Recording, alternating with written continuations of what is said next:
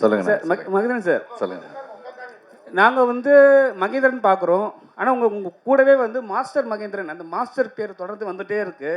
எப்பயாவது எடுக்கிற பிளான் இருக்கா, இல்லை வந்து அதே ட்ராவல் பண்ணிட்டு டிவிக்கில் சேர்ற மாதிரி அது மாதிரி பிளான் எதாவது வச்சுருக்கீங்களா? ஆக்சுவலி வந்துட்டு எங்ககிட்டயே வந்துட்டு சொல்லியிருந்தாங்க, நாங்க இந்த படத்துல இன்ட்ரடியூஸ் பண்ணும்போது மகேந்திரன் சார் அவர்கள் தான் வந்துட்டு நாங்க இன்ட்ரடியூஸ் பண்ணிட்டு இருக்கோம். நீங்க தான் வந்துட்டு இப்ப லைட்டா மாஸ்டர். அவர் பதில் சொல்லட்டும் ப்ளீஸ். இல்ல நாங்க வந்துட்டு ப்ளீஸ் இல்லை அண்ணா அண்ணா ஓகேண்ணா. மாஸ்டர் அப்படின்றது மாஸ்டர் படம் வந்ததுனால நான் மாஸ்டர் மகேந்திரன் கிடையவே கிடையாது.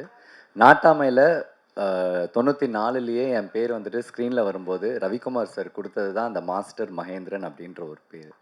ஸோ அது மாஸ்டர், அது திருப்பியும் விஜயண்ணா மூலயமா லோகேஷ்னா மூலயமா அந்த படம் வந்திருக்குன்னா அது வந்துட்டு அந்த யூனிவர்ஸோடைய கிஃப்ட் தான் எனக்கு அது. ஏன்னா நான் ரொம்ப வருஷமாக நினச்சிட்டு இருந்தேன் மாஸ்டர் மகேந்திரன் சொன்னால் எல்லாரும் இன்னும் சைல்டு ஆர்டிஸ்ட்டாக நினைப்பாங்களோ அப்படின்ட்டு. பட் ஆனால் மாஸ்டர் வந்து அப்படியே அந்த இமேஜை ஃபுல்லாக உடச்சி அதை எடுத்துக்கிச்சு. ஸோ என்றைக்குமே அது பெருமையான விஷயந்தான். எனக்கு மாஸ்டர்ன்றது எனக்கு என்றைக்குமே ரொம்ப சந்தோஷமான விஷயந்தான். பட் ஆனால் என்ன மகேந்திரன் சொல்கிறதுல எனக்கு இன்னும் கொஞ்சம் கம்ஃபர்டபுளாக எனக்கு தோணுது. மேபி சம்டைம்ஸ் சூன் நீங்கள் சொன்னது நடக்கலாம். மகேந்திரன் மாஸ்டர் மகேந்திரனாகவே இருக்கலாம்.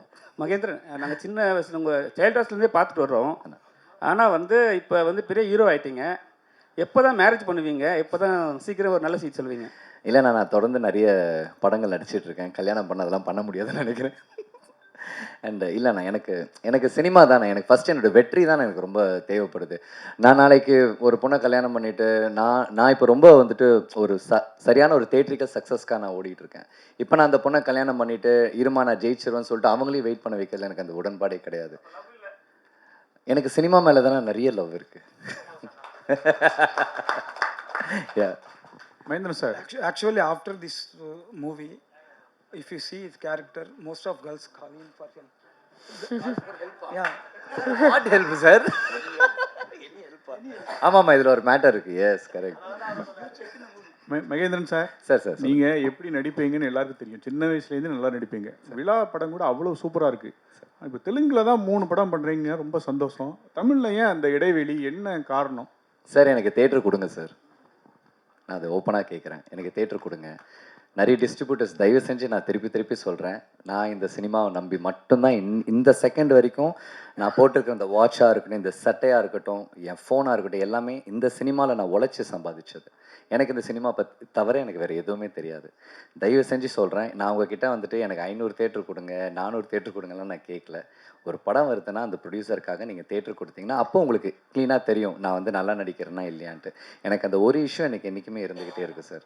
நான் இந்த ஸ்டேஜை யூஸ் பண்ணி கேட்குறேன், எல்லா டிஸ்ட்ரிபியூட்டர்ஸ்கிட்டையும் கேட்குறேன், எல்லா தேட்டர் ஓனர்ஸ்கிட்டையும் கேட்குறேன், தயவு செஞ்சு எங்கள் எல்லாருக்கும் தேட்டர் கொடுங்க சார். நாங்களும் நிறைய படம் பண்ணிகிட்ருக்கோம் சார். வரணும், ஆடியன்ஸ் முன்னாடி எங்கள் டேலண்ட்டை காமிக்கணும்னு நாங்கள் ரொம்ப ஆசைப்பட்டுட்ருக்கோம். ப்ளீஸ் வாய்ப்பு கொடுங்க. தேங்க்யூ. எனக்கு அங்கே ரொம்ப நல்லா இருக்குமா, ஹானஸ்ட்டாக எனக்கு அது ரொம்ப சந்தோஷமாக இருக்குது. இட்ஸ் நாட் அபவுட் நான் தெலுங்கு தமிழ் நான் சொல்ல விரும்பல. அந்த இண்டஸ்ட்ரியே வந்துட்டு சினிமாவை ரொம்ப பியூராக என்டர்டெயின்மெண்ட்டாக பார்க்குற ஒரு க்ரௌட். அவங்க இன்னி வரைக்குமே வந்து ஓடிடிக்காகலாம் அவங்கெல்லாம் வெயிட் பண்ணவே மாட்டாங்க. படம் ரிலீஸ் ஆகுதுன்னா அது பெரிய படமோ சின்ன படமோ ஓடி போய் அந்த படத்தில் அது யார் ஹீரோவாக இருந்தாலும் சரி அந்த படம் பார்க்கணுன்ட்டு அவங்க எல்லாருமே ஆடியன்ஸ் தேட்டருக்கு போயிட்டுருக்காங்க. ஸ்டில் எனக்கு தெரிஞ்சு இந்தியாவிலேயே தெலுங்கு வந்துட்டு சினிமாவை ரொம்ப லவ் பண்ணுற பீப்புள், இன்னும் தேட்டருக்கு ஓடுற பீப்புள் தெலுங்குல இருக்காங்கன்னு நான் நினைக்கிறேன். Thank you. Mahendran sir, good evening sir. Sir hi sir. இப்போ நீங்கள் வந்து சின்ன வயசுலேருந்து இப்போ வரைக்கும் ஒரு ஹீரோ கதை நாயனாக இப்போ வரைக்கும் நடிச்சிட்ருக்கீங்க சார். ஆரம்பத்துலேருந்து கமல்ஹாசன், தனுஷ், சிலம்பரசன் இந்த மாதிரி ஆட்கள்லாம் வந்து ரொம்ப வருஷமாக ட்ராவல் ஆகும்போது எல்லா ஃபீல்டுலேயும் உள்ளே வராங்க. Production, singing, story writing, direction. நீங்கள் ஒரே இதில் தான் இருக்கீங்க. நீங்கள் வேறு எதாவது சூஸ் பண்ணி பண்ணணும்னு ஐடியா இருந்துச்சா? அதை தவிர்த்துட்டு ஏன் நடிப்பு மட்டும் போயிட்டுருக்கீங்க? இது எதனால்? ஏன்னா இவ்வளோ வருஷம் வந்து எவ்வளோ கேமராஸ் உங்கள் முன்னாடி வந்திருக்கு, எவ்வளோ கதைகள் பார்த்துட்டீங்க. வேறு ஏதாச்சும் போகணுன்னு ஐடியா இருக்கா? நடிப்பை மட்டும்தான் இருக்கணும்னு ஆசைப்பட்றீங்களா? கண்டிப்பாக இருக்குது சார். நான் கேஎஸ் ரவிக்குமார் சாரோட கையில் வளர்ந்த ஒரு பையன் நான். எனக்கு அவரை விட வந்து இந்த சினிமாவில் வந்துட்டு டைரக்ஷனாக அவ்வளோ அக்யூரேட்டாக ஸ்கிரிப்டையும் ஆர்டிஸ்ட்டையும் ப்ரொடியூசரையும் ஹேண்டில் பண்ணுறவங்க யாருமே இருக்க மாட்டாங்க. நான் அடிக்கடி நான் சொல்லிகிட்டே இருப்பேன். அவரோட கையில் வளர்ந்த பையன். எனக்கு டைரக்ஷனாக ரொம்ப பிடிக்கும். ஒரு நாள் கண்டிப்பாக அதுவும் இருக்குது. Thank you sir. Thank you. Mahendran, Mahendran Sir. Mahendran இங்கே ஆ. ஆக்சுவலாக இரு, நீங்கள் கொஞ்ச நேரத்துக்கு முன்னாடி சொன்னீங்க தெலுங்கு பீப்புள் வந்து தேட்டருக்கு ஓடுறாங்க ரசிக்கிறாங்கன்னு. இங்கே வந்து மஞ்சுமல் பாய்ஸ்னு ஒன்று போச்சு, தமிழில் தான் மிகப்பெரிய ஹிட்டு. காந்தாரான்னு ஒன்று வச்சு, அதுவும் தமிழில் தான் ஹிட்டு.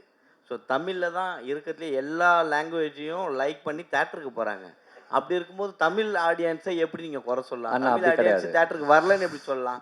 நீங்கள் இந்த கொஷின் ஏன் கேட்குறீங்க எனக்கு தெரியும், எழுதுறதுக்கு தானே. I know.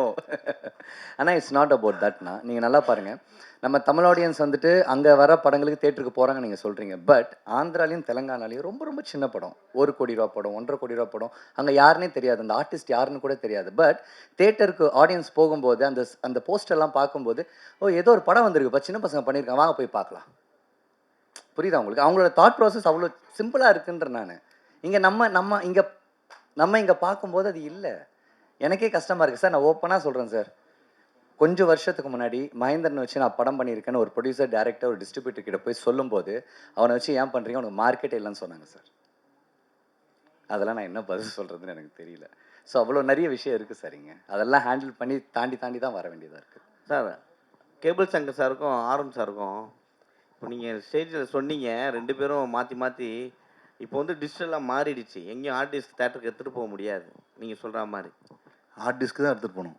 இல்லை நீ கியூபும் மாறிட்டு இருக்கு, எல்லாமே Cube டிஜிட்டலாக மாறினா- மாறிடுச்சு. கியூபாக இருந்தாலும் ஹார்ட் டிஸ்க் எடுத்துகிட்டு போகிறது இருக்குது.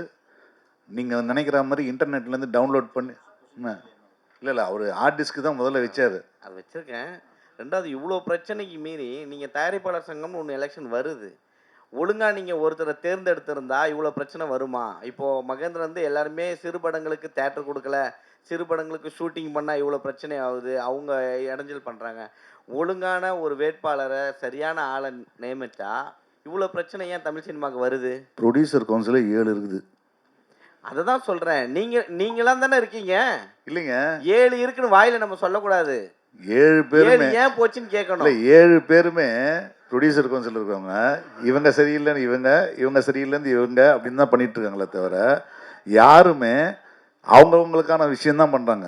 இந்த கியூப் விஷயமும் ஒன்றுமே இல்லைங்க, ரொம்ப சிம்பிளான விஷயம். ரொம்ப வருஷத்துக்கு முன்னாடி விஷால் தலைமையில் இருந்தபோது கியூபுக்காக வந்து ஒரு 15 நாள் ஒரு 2 வாரம் 3 வாரம் படமே ரிலீஸ் பண்ணாமல் இருந்தது இல்லையா? அப்போ உடனே நாங்கள் வந்து விலையை குறைச்சிட்டோம், 1Kக்கெல்லாம் உண்மையாக 1000 2000 ஒரு ரேட்டை ஃபிக்ஸ் பண்ணிட்டோன்னு சொன்னாங்க. ஆனால் என்ன காமெடினா 1K தேட்டரே கிட்டத்தட்ட விரல் ஊட்டி நீர் அளவுக்கு இந்த தேட்டரு. அந்த தேட்டரில் விலை குறைச்சா என்ன குறைக்காட்ட என்ன, அதெல்லாம் ஒரு பேச்சுக்கு செய்கிறது தான். இப்போ நான் அதான் சொன்னேன், இப்போ லேட்டஸ்ட்டாக வந்த விஷயம் சொல்கிறேனே, காம்படிஷன் கமிஷனில் நீங்கள் யார் வேணாலும் வந்து கண்டென்ட் எடுத்து போய் கொடுக்கலாம். இப்போது கியூப் தவிர யூஎஃப்ஓ தவிர நிறைய 4-5 கம்பெனி இருக்குது. இந்த 4-5 கம்பெனி வரும்போது என்ன சொன்னாங்கன்னா, நாங்கள் அவங்களோட குறைச்சி பண்ணுவோம் தான் சொல்கிறாங்க. ஆனால் அப்படி பண்ணுறதே இல்லை. எல்லாரும் அதே மாஸ்டிங் சார்ஜ் வாங்குறாங்க. எல்லாரும் அதே போல் ஒரு வாரத்துக்கான காசு தான் வாங்கிக்கிறாங்க. 21 ஷோக்கான காசு தான் வாங்கிக்கிறாங்க. இப்போது கியூபில் போய் கேட்டிங்கன்னா, நீங்கள் 50,000 முன்னாடி கொடுத்தீங்கன்னா 50,000க்கு எவ்வளோ தேட்டர் போடுறீங்களோ அதில் கழிச்சிட்டு மிச்சம் காசு கொடுப்பேன்னு சொல்லுவாங்க. இப்போ அந்த 50,000 ரீஃபண்ட் கிடையாது, உங்களுக்கு வேணால் சப்டைட்டில் பண்ணித்தரேன்னு சொல்கிறாங்க. அதோட முடிஞ்சு போச்சு. அதற்கப்புறம் சப்சிடிஸ் ரேட்டில் நீங்கள் வந்து படத்தை ரிலீஸ் பண்ணணும்னு சொன்னீங்கன்னா அதுக்கு வந்து குறைஞ்சபட்சம் 1.5 லட்ச ரூபா நீங்கள் பணம் கட்டினா மட்டும்தான் சப்சிடிஸ் ரேட்டு. நீங்கள் அந்த ரேட்டு இந்த ரேட்டுன்னு கணக்கு பண்ணிங்கன்னா கடைசியில் நம்மகிட்ட வாங்குற காசு ஒரே காசு தான்.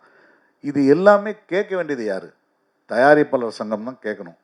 இந்த தயாரிப்பாளர் சங்கம் நான் சொல்கிற இந்த 6 மாதத்துக்கு முன்னாடி வந்த தீர்ப்பு, கியூபும் யூஎஃப்ஓ மட்டுமே மோனோபொலி பண்ணக்கூடாது அப்படின்னு 2 கோடி ரூபாய் ஃபைன் போட்ட விஷயம் வந்து இந்த ப்ரொடியூசர் கவுன்சிலில் இருக்கிறவங்க எல்லாருக்குமே, தயாரிப்பாளர்களுக்கு யாருக்காவது தெரியுமான்னு கேளுங்க. இவரும் ஒரு ப்ரொடியூசர் கவுன்சிலில் இருக்கிற மெம்பராக இருப்பார், இவருக்கு ஏதாவது தகவல் வந்துச்சான்னு கேளுங்க. யாரும் அதை பற்றி பேசுகிறதே இல்லை. ஏன் பேசுகிறது இல்லை? அதை பற்றி அவங்களுக்கு அக்கறை கிடையாது. கரெக்டாக இப்போ எலெக்ஷன் வருது, இப்போ வந்து கியூபு வந்து விபிஎஃப் சார்ஜஸ் பற்றி பேசுவாங்க எல்லாருமே. ஆனால் நிச்சயமாக இப்போ ஒன்றுமே இல்லை. இன்னொரு சின்ன உதாரணம், நம்ம எல்லாரும் ஒரு நாளைக்கு ஒரு படம் பார்த்துருப்போம். ஒரு ப்ரிவ்யூ பார்க்குறதுக்கு தியேட்டரில் வந்திருந்தோம், சத்யம் பலாசோ தேட்டரில். ரொம்ப ஒரு படம் லேட் ஆச்சு இல்லையா? அந்த படம் லேட் ஆனதுக்கான காரணம் என்ன தெரியுங்களா? அதுக்கு இதே போல் மாஸ்டரிங் கம்பெனி வேறு ஒன்று இருக்குது. அவங்க வந்து அவங்களோட ரொம்ப சீப்பாக பண்ணி கொடுத்துட்ருக்காங்க. அவங்களுடைய ஆர்டிஸ்ட்டை காலையிலேருந்து ஏதோ ஒரு காரணத்தினால தள்ளி போட்டு அது சரியில்லைன்னு சொல்லிட்டு இருந்தாங்க. அந்த நிறுவனத்தோடு நான் உட்காந்து பேசிகிட்டு இருந்தேன். கடைசியில் அவங்க வந்து அவ்வளோ நேரம் போராடி அவங்க கண்டென்ட் தான் போட்டாங்க. ஸோ இந்த மாதிரியான மோனோபொலிசம் வந்து நடக்குது. முன்னாடியாவது தியேட்டரில் அந்த ப்ரொஜெக்டருக்கும் தியேட்டர் ஓனருக்கும் அந்த யூஎஃப்ஓவோ இவங்களுக்கும் ஒரு டைப் இருந்துச்சு. இப்போ பிவிஆர் மாதிரி நிறுவனங்கள் எல்லாமே சொந்த ப்ரொஜெக்டர் வச்சுருக்காங்க. அவங்கக்கிட்ட வந்து நம்ம ஃபிலிம் எடுத்துகிட்டு போய் கொடுக்குற மாதிரி ஒரு ஆர்டிஸ்ட்க்கு எடுத்துகிட்டு போய் கொடுத்தீங்கன்னா அதுக்கான ஹேண்ட்லிங் சார்ஜஸ் மட்டும் வாங்கிட்டு அவங்க படம் போடலாம். ஒன்றும் தப்பு கிடையாது. ஆனால் இந்த சிஸ்டத்தை உடைக்கிறதுக்காக யாரும் விரும்பவே இல்லை. இதனால் நிறைய ஆதாயங்கள் இருக்குது, நிறைய அரசியல் இருக்குது. அதனால தான் நான் வந்து வெளிப்படையாக சொல்கிறேன். இதில் என்ன இருக்குது, நான் ரொம்ப நாளாக பல சேனல்களுக்கு பேட்டி கொடுத்து சொல்லிகிட்டு இருக்கேன். இதை பற்றி யாரும் பேசுறதில்ல. அதுதான் பிரச்சனை. ஆமாம் ஆமாம். இப்போ பாருங்கள், இந்த புக்கிங் சார்ஜஸ் மேட்ரு அது ஒன்று விஷயம். தமிழ் படத்துக்கு மட்டும் 35 ரூபா, மற்ற படத்துக்கு மற்ற லாங்குவேஜுக்கு ஜாஸ்தின்றாங்க. முதல்ல புக்கிங் சார்ஜஸ் மேட்ரே பயங்கர காமெடி.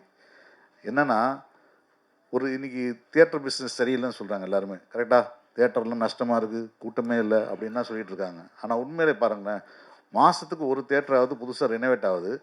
புதுசாக ஒரு தியேட்டர் வந்து கஸ்டமைஸ் பண்ணுறாங்க, லீஸ்க்கு எடுக்கிறாங்க.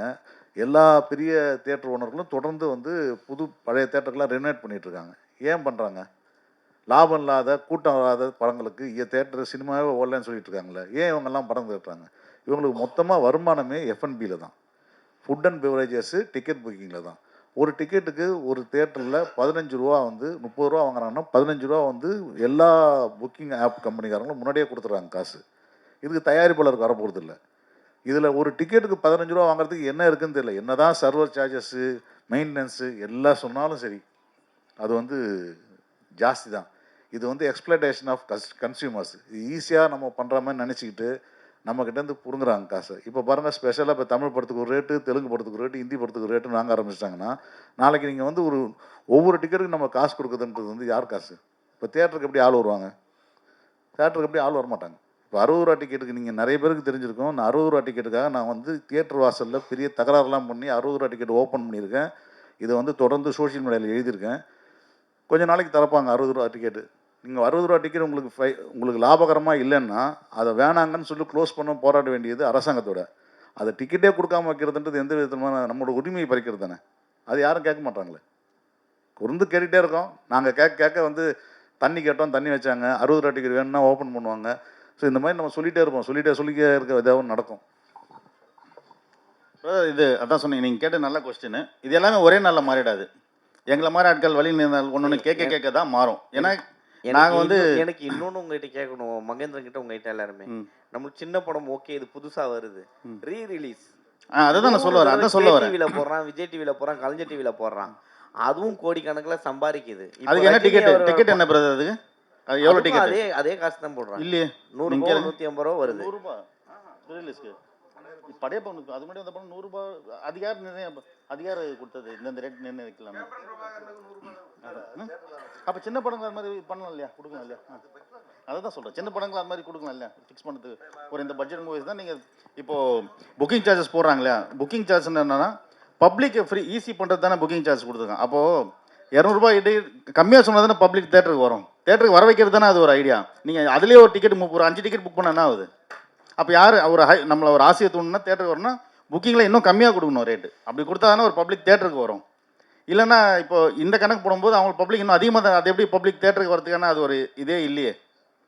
இல்லை, அதை குறைச்சிட்டு இந்த படங்களுக்கு ரிலீஸ் பண்ணுறதுக்கு அந்த வாய்ப்பை இடத்த கொடுக்கலான்னு சொல்ல வரேன். கண்டிப்பாக அதை தான் சொல்லுவோம். அதை தயாரிப்பாளர் சங்கத்தில் நீங்கள் சொல்லுங்கள், ரீ ரிலீஸ் படத்தை நிறுத்திங்கயா. புதுசாக இந்த மாதிரி மகேந்திரன் போன்ற ஆட்கள்லாம் நிறைய பேர் நம்ம தமிழ் சினிமாவில் இருக்காங்க, அவங்களாம் வழிவிடுங்கன்னு சொல்லுங்கள், ஷோ கொடுக்க சொல்லுங்கள். ஒரே ஒரு விஷயம் மட்டும் ஒன்று சொல்லிடுறேன். ஒரு விஷயம் நம்ம பாராட்டக்கூடிய விஷயத்தை நம்ம சொல்லணும். இருக்கிற நிறைய பிரச்சனைகளை பற்றி பேசிகிட்டு இருக்கோம். தமிழ்நாட்டில் மட்டும்தான் நீங்கள் வந்து ஒரு படம் எடுத்திங்கன்னா எந்த டிஸ்ட்ரிபியூட்டர் மேலே வச்சு நீங்கள் படத்தை போய் ரிலீஸ் பண்ண முடியும். நீங்கள் ஆந்திராவில் போனீங்கன்னா ஒரு தியேட்டர் ஹையர் பண்ணி தான் டிஸ்ட்ரிபியூஷன் பண்ணி, ரெவன்யூ ஷேரில் வந்து பார்த்தீங்கன்னா மல்டிப்ளெக்ஸ் மட்டும்தான் இப்போ வந்திருக்காங்க இல்லையா.